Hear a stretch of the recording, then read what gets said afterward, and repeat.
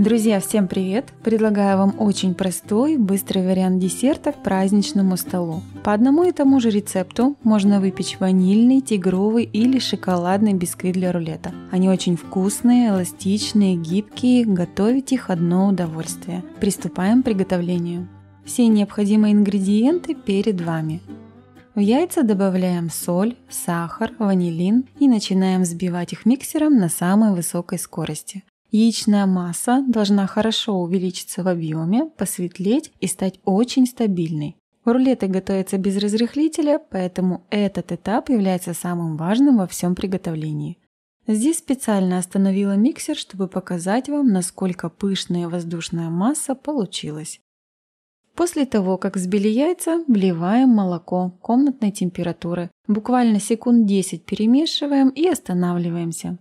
Затем в два этапа добавляем муку и аккуратно, очень бережно перемешиваем тесто. Мне в последнее время нравится перемешивать тесто венчиком. Если вы не уверены в этом инструменте, перемешивайте лопаткой. Главное не осадить тесто. Постарайтесь максимально сохранить его воздушность. Готовое тесто нельзя оставлять на долгое время. Выпекать бисквит необходимо сразу. Если вы готовите обычный ванильный бисквит, то всю порцию теста переливаем на противень, застеленный хорошей, качественной бумагой для выпечки. Если таковой не имеется, смазываем пергамент растительным маслом. Равномерно распределяем тесто по всей поверхности и отправляем в заранее разогретую до 180 градусов духовку, режим вверх-вниз, примерно на 10 минут.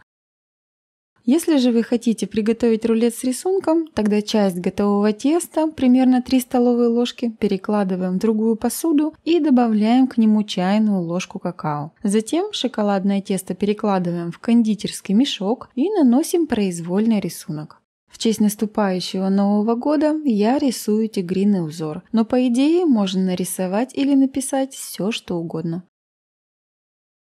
После выпекания готовый рулет сразу достаем с противня, отделяем пергамент от боков бисквита и переворачиваем его кверху дном на другой чистый лист пергамента.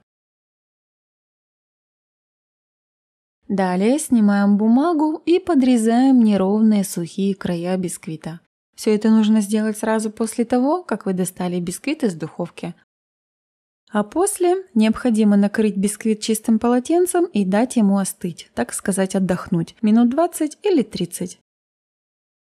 Бисквит получается достаточно эластичным, гибким, работать с ним легко. Он не прилипает к пергаменту, поскольку сахара в составе не так уж и много. Но тем не менее бисквит может слегка отсыреть, и верхний тонкий слой может местами прилипнуть к бумаге. По крайней мере, так происходит на моем пергаменте. Чтобы этого не произошло, в первые 5-7 минут, как накрыли бисквит полотенцем, несколько раз приподнимите его, как показываю в видео, опять накройте полотенцем и оставьте до полного остывания. Все будет отлично. Пока бисквит остывает, готовим крем. У меня сметанно-сливочный. Вы же можете взять абсолютно любой крем, джем или сгущенку на свое усмотрение. Объединяем в посуде сметану, сливки и пудру и взбиваем до плотности. Все пропорции вы найдете в описании под видео. Далее равномерно наносим крем на бисквит и по желанию выкладываем начинку. У меня протертая клюква с сахаром. Купила я ее в магазине, отмерила 100 грамм, добавила кукурузный крахмал и проварила до загустения. Ну и соответственно остудила. Ну и все, формируем рулет. Пытаемся скрутить его как можно плотнее. Кстати, если используете масляные кремы, можете немного пропитать бисквит сахарным сиропом. Рулет будет мягче. Готовый рулет убираем в холодильник стабилизироваться, пропитаться часика на 2, можно и дольше. Как видно, рулет не треснул и полностью сохранил свой товарный вид. Главное его не пересушить, не передержать в духовке. Видите, что бисквит зарумянился? Потрогайте его рукой. Если палец не проваливается в тесто, бисквит пружинит, доставайте. Для ванильного бисквита я приготовила крем-чиз на сливках. Технология приготовления такая же, как и у сметанно-сливочного крема. Все смешивается, а затем взбивается. А для прослойки приготовила 100 грамм клубничного конфитюра из замороженной клубники. Ссылка на рецепт будет в описании. По этому рецепту можно приготовить и шоколадный рулет. Для этого 20 грамм муки заменяем на 20 грамм какао. Но с этим бисквитом нужно быть поаккуратнее. Цвет теста шоколадный, готовность бисквита определять сложнее, не пересушите его.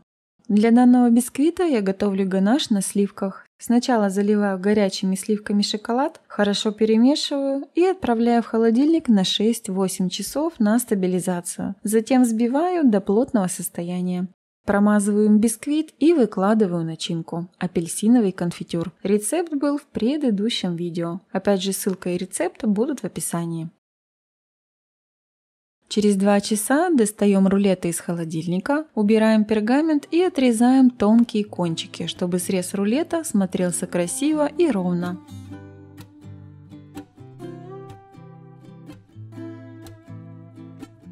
Вот такие красавчики в итоге получились, но мне этого мало, хочу более праздничный вид рулетов, поэтому ванильный и шоколадный рулет покрываю растопленным шоколадом. Крема я приготовила специально побольше, чтобы дополнительно украсить верх. Наношу его с помощью насадки 1М. Затем выкладываю фрукты и ягоды, символизирующие начинку внутри, 100 грамм свежей клубники, горсть клюквы в сахаре, пол апельсина и розмарин. Вот и все. Пробуйте, готовьте. Всех с наступающими праздниками. Удачи вам и здоровья. Пока-пока.